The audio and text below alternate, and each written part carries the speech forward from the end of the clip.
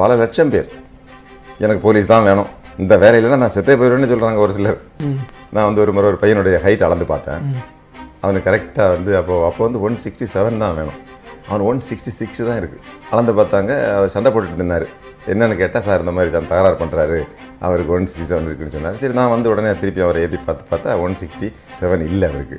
முகத்தில் பார்த்தேன், இவரை நல்லா தெரியும். ஏன்னா நான் சாயங்காலம் அந்த கடலூர் அந்த கிரவுண்டில் ஓடுவேன், கவர்மெண்ட் கிரவுண்டில். என் கூடவே ஓடுவார். ஓகே. University athlete. ஓகே.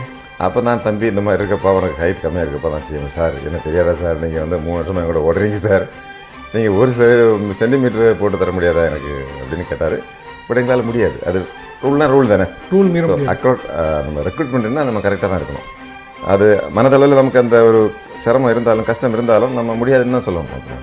அப்போ அந்த பையன் வந்து கீழே உருண்டு என் லைஃபே போச்சுது,